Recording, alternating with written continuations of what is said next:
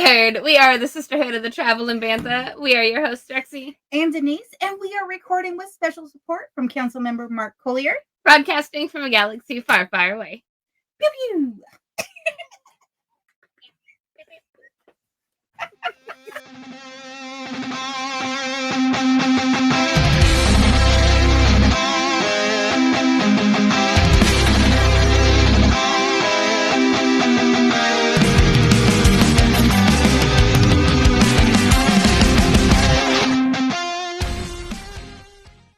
Heard. What is up, Heard? Oh my goodness. So this has been a blast, and we did not expect the episode to one, be as engaging and run as long as it did. Yes. Everybody kind of went into it thinking we were going to last about 30-ish minutes. That did not happen. Nope. We all talked a lot, which is fine. So we had a blast. 120% had a blast. So here is part 2. We hope so much that you guys enjoy part 2 as much as we enjoyed part 1 and part 2. Anyway, we had a blast. Please enjoy. And that's the beauty of practical effects, right? Is the goal is you can't identify it. There are certain things we can't get away from, right? Like the especially because the Star Wars crowd is so voracious for content and costuming. Like there's certain things like the flash handle for a lightsaber or the ice maker on Bespin.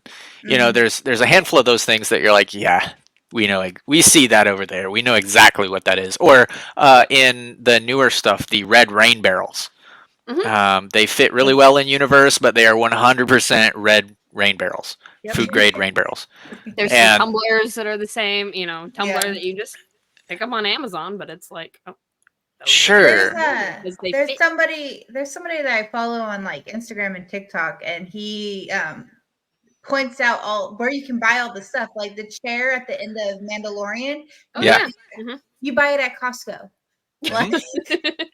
There's we live in an era. I saw somebody talking about that recently. In fact, it may have been the same content creator, but I saw somebody talking about how we live in an era where sourcing is so much easier than it used to be, right? It's so much easier. You can just order things online.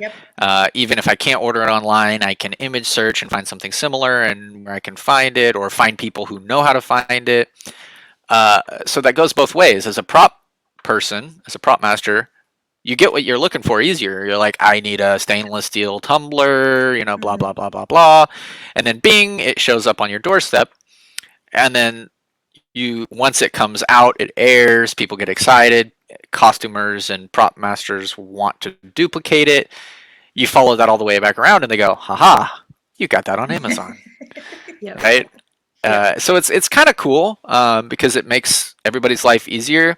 Some people knock it because they're like, oh, you know, Star Wars is big box store now. And I'm like, you mean accessible. I would say it lets more people enjoy it and be able to... sorry, my husband's telling me about a kid's event coming up soon. But it lets more people be able to get immersive, or enjoy the universe themselves too. Like they can have it easily accessible and have the decor, because before it was you have to buy it or pay for, not buy it, but have somebody build it or take all the time to build it. But being able to just easily buy it off the shelf, it's like, hey, I got this cool Star Wars thing now. Like, oh, sitting there. Yeah, absolutely. Absolutely. And you know, like I said earlier, you don't have a budget or a timeline usually, so it makes it easier for a prop master if like, hey, tomorrow, I could custom fabricate this thing for you, and it'll be exactly what you asked for, and it'll cost you, you know, $800 in a day of my time. You got to wait, or you could order it for $20. Right, like what? Now, sometimes, obviously, if it's more custom, or it's got to be right now, or hush hush, or whatever, that's different. But sure. But if you're talking about a handle, a cup, you know, things like that. If it's just cup, yeah. Oh yeah, set dressing. Yeah. I mean, I'm probably going to get shot to pieces for saying this, but as a set dresser, there's very little reason to make anything. I mean, hero props aside, of course, but just Yeah. set dressing, man, between a thrift store and online ordering, you're done, right? You've got Yeah. what you need. Thrift stores have so much goodie. Oh, and a junkyard. Those are great. And for so Junkyards are much great. cheaper than you can typically put it together yourself, like either in time or in products. Yeah. You know. Yeah, whatever makes things faster or more efficient is usually what people are going to opt for. It's the same reason why in the fabrication world, a lot of times we'll use a much more expensive material because I can be done in an hour, as opposed to a cheaper material, which is going to take a day and a half of labor. But it's cheaper, Yeah. but it's In money, maybe it's better, not maybe it's dollars. inferior, but it's going to take forever. And every hour, not only does that cost the production company my time, but it also costs them. Okay, if you look up how much a production spends per hour on set, it's insane.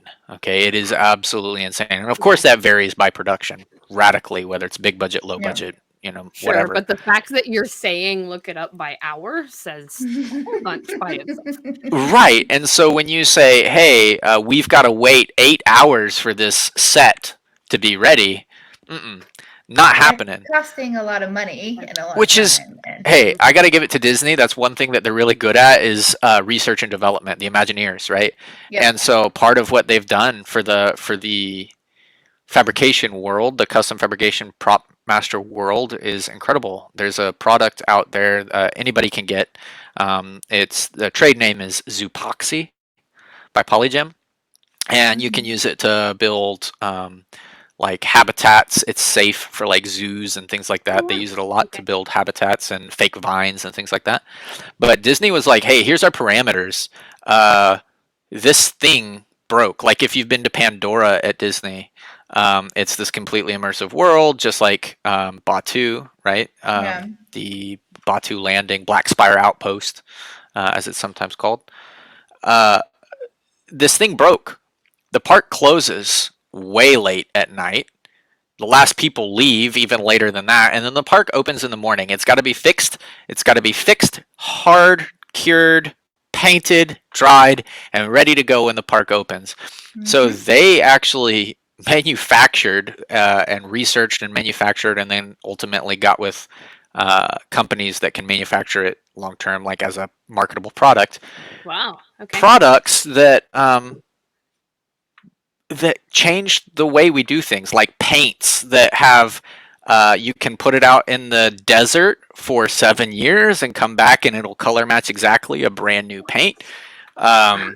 Things like the epoxy I just mentioned, that they were like, hey, if you've got to sculpt this little detail on a droid's face overnight, it's got to dry, I've got to paint it, and then the paint has to be dry before it can be used again. And if there isn't a product already made that can do that, you got to make it, right? Yeah, they literally just have to did. find they something. Just made new stuff. Wow. Mm-hmm. So talking about that, when I worked at Disney like a long time ago, and we constantly, like, one of the really cool things about working at Disney is they always had like educational like classes you could take, especially if you were like a lead or a management. So I was a supervisor there for a while, and one of the classes that we took was talking about the creating the worlds within Disney. Yes. And just all the details, and like never, like, it didn't click until I took this like class. It was like a 4-hour class. 4-hour train. No, it might have been a whole 8-hour training day. But they like the like movie magic, like practical effects that they use in the parks just to create, like walking down Main Street. They purposely have the second story smaller windows than like the first story to give it that long, like I can't even. No. That's actually But, like, actually a thing. It's Disney scale. Yeah. So Forced perspective. Yeah. Or that, and like how they purposely place everything too. So like in California, I don't know if you've been to the California park, Main Street goes all the way down to Sleeping Beauty Castle. And then Sleeping Beauty Castle, you can see through to the carousel because they want to bring your eyes to different focal points.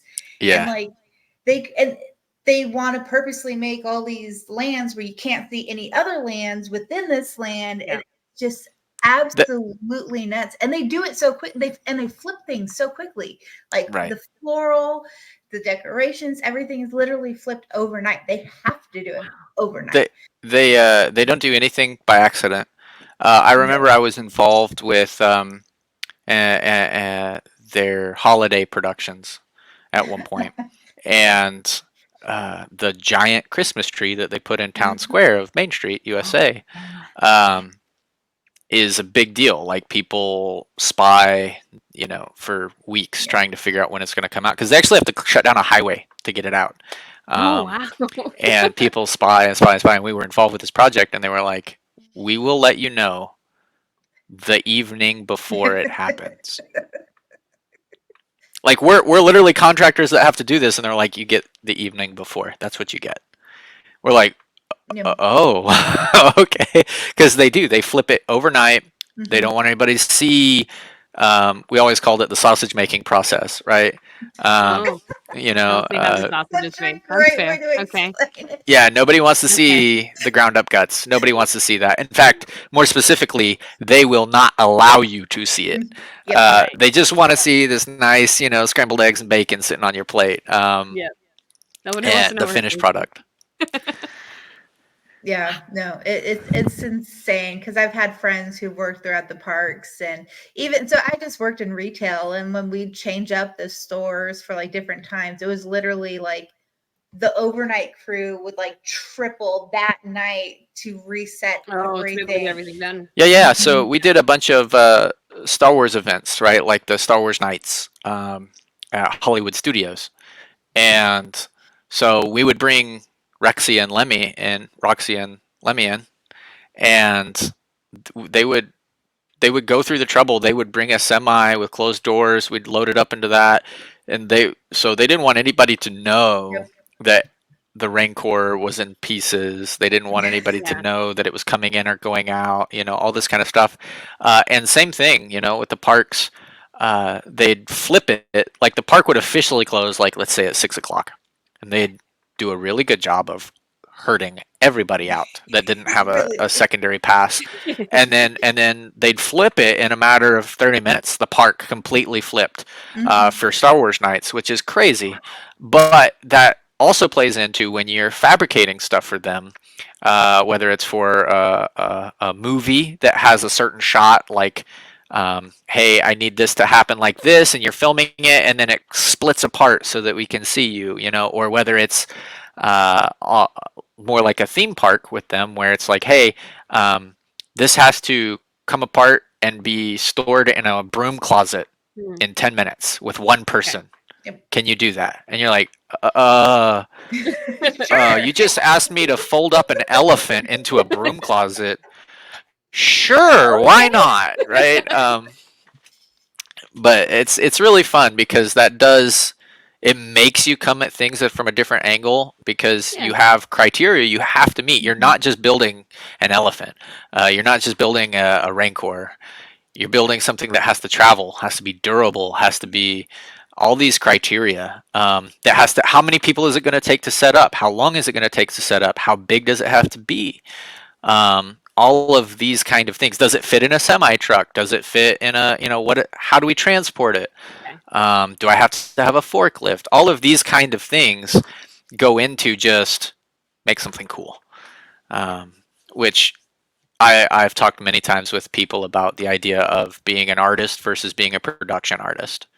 Right? Being an artist is just making some cool stuff that is really beautiful, and not to belittle that. I don't want it to sound like that at all. However, there is a big difference whenever they're like, be creative right now and have it done by the end of the day. And these are your parameters. Yeah. It's totally different. Totally different. You have to be, you have to have a technical mind as well as an artistic mind. This has been fascinating, and I want to keep letting you talk, but unfortunately, we're going to have to wrap this up, and I'm going to bring this into some kind of little package. And we're just gonna have to get our schedules in line and somehow get you back on the show, because I feel like we could probably talk for another hour. I would say, yeah, and even still talk have- about some of the local stuff that you worked on too, because we didn't even touch any of that. Because I know you've built a lot of, you helped out with Right. the Tulsa Christmas Parade and lots of other like but like Like artwork 501st you have stuff. gotten with the to 501st stuff, Yep. like the Hoth background. Yeah, I recently just became I guess it's called a friend of the Legion. I got this cool Yep. little thing that said that I've contributed, the equivalent of the gold star, right? I did a good job. everybody else. Yes, it was pretty cool. I was really it felt good because I love doing this stuff, right? That's the one thing that I see unanimously with prop builders. Is that they do it because they love it, right? And they're kind of addicted to it. Whatever you did at work, you came home and did it because you're doing it for yourself now because you like doing it. And so, like, for example, the 501st and stuff, like, I can't get away from it. I really enjoy it, and I've been very fortunate that they've welcomed me with open arms, even though I have no costume. But we're gonna just the two of us will go ahead and speak on behalf of everyone else. We fucking love you. Yes, Thank you we so do. much for everything that you have done for us, have helped us with.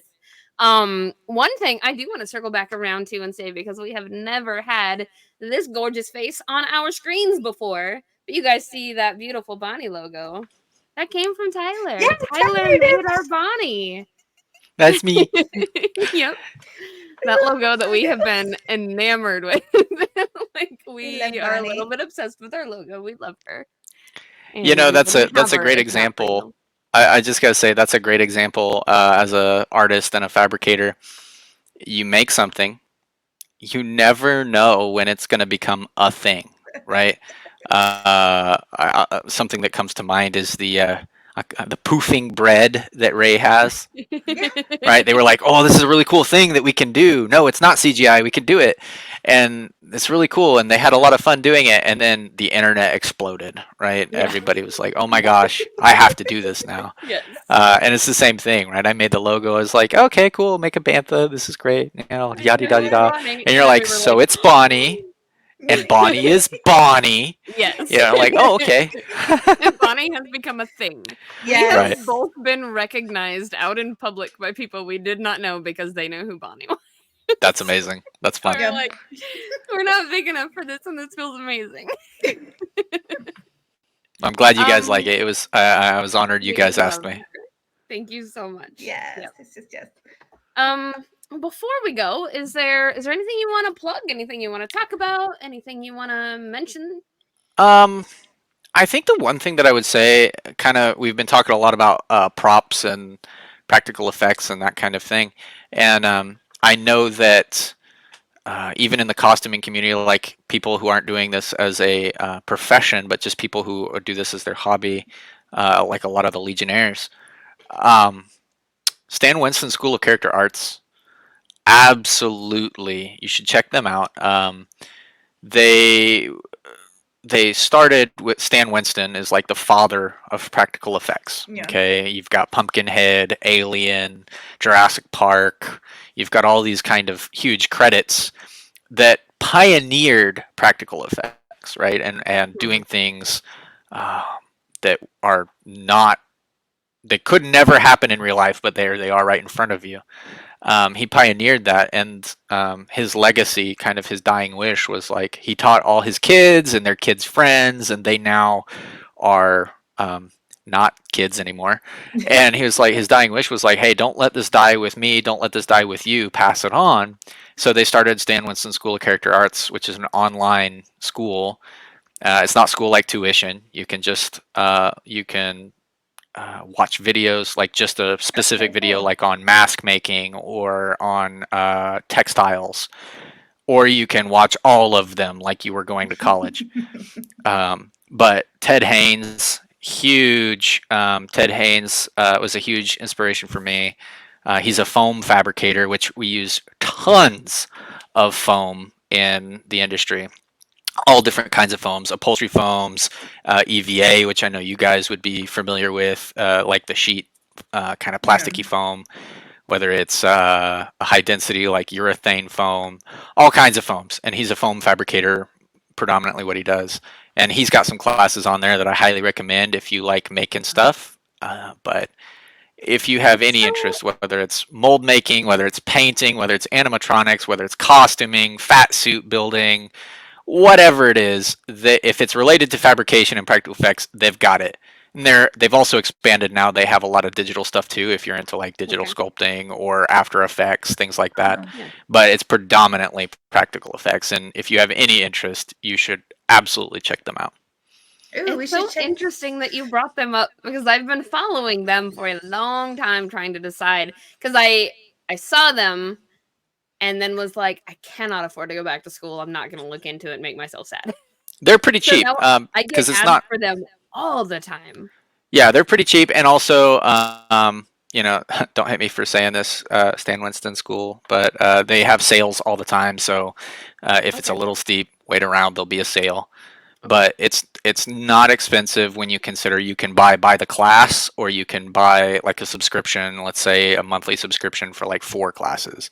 One of the ones that I love, Ted Haynes was involved, was they actually had a competition that they filmed where students came in and they taught the class to the students and filmed it so you can participate after the fact. But there was a competition. The 2 fabricators were teaching their students to build kaiju and fight. And so they built kaiju costumes and fought each other in an old school kaiju battle, which I love. Of course, kaiju are amazing. But yeah, I digress. They're definitely So worth a look. fucking cool.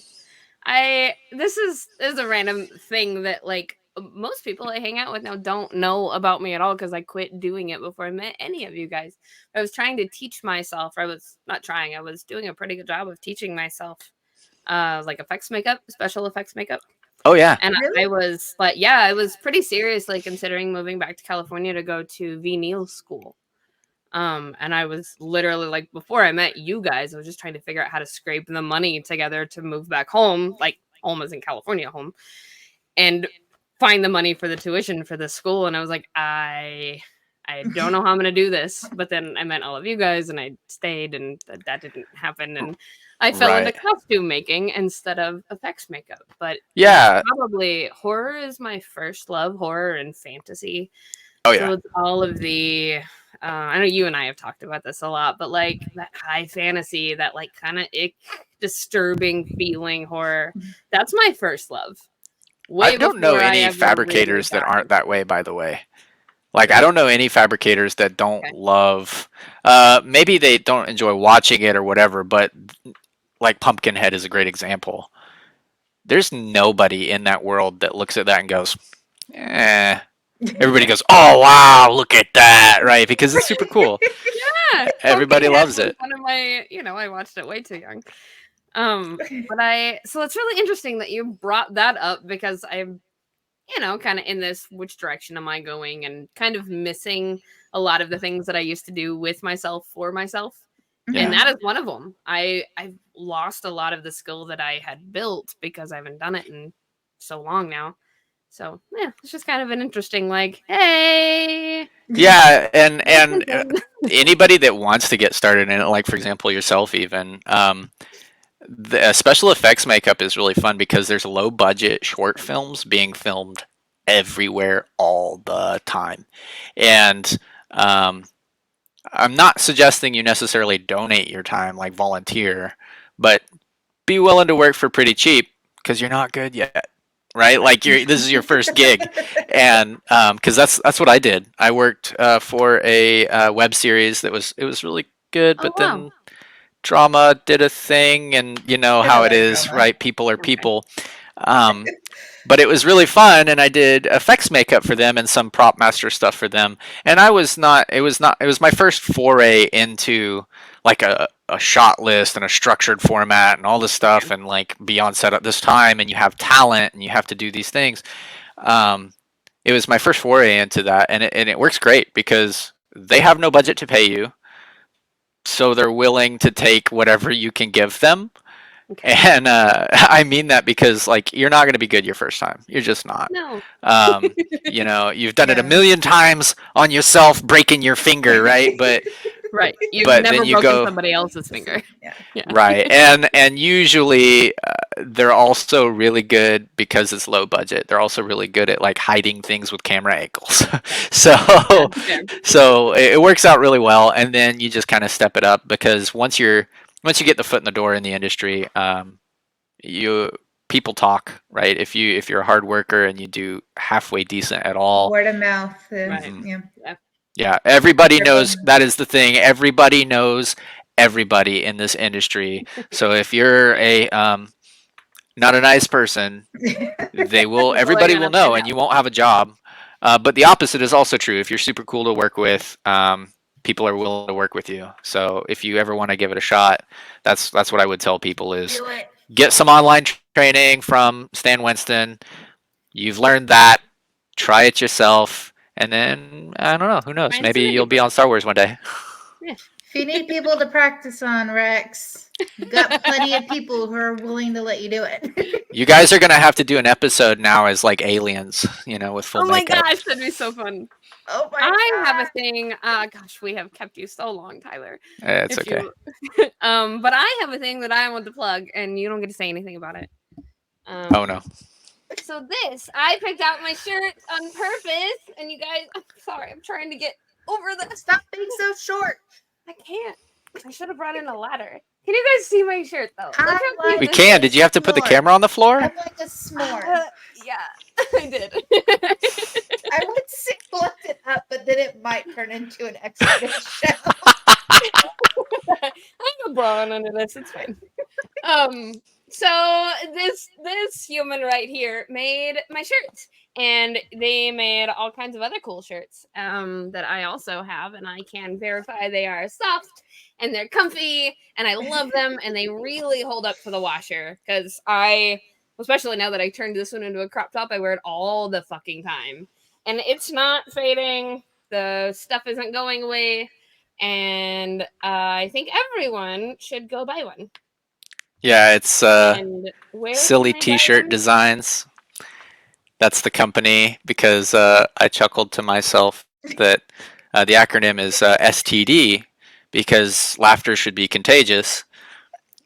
So if you enjoy that kind of humor, maybe you'll enjoy those the artwork I have out there because it's all a little bit dark humor. It's all a little bit that vibe.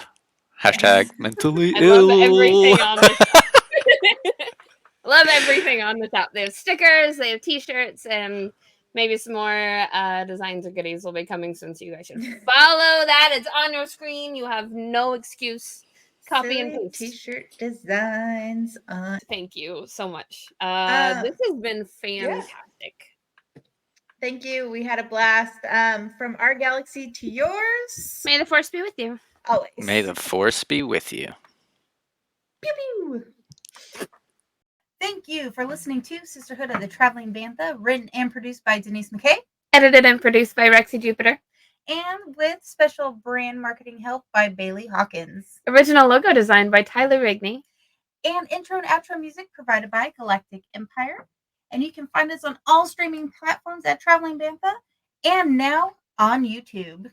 Don't forget, we also have a Discord where we have channels for all kinds of things. So remember to come join us there and sign up for our Patreon. You get exclusive merch, behind the scenes look, monthly Women of Star Wars episode, and more things as we're always adding them. And special thank you to Jedi Knight members and higher, including Rooney, Michael Beavers, and James Peak.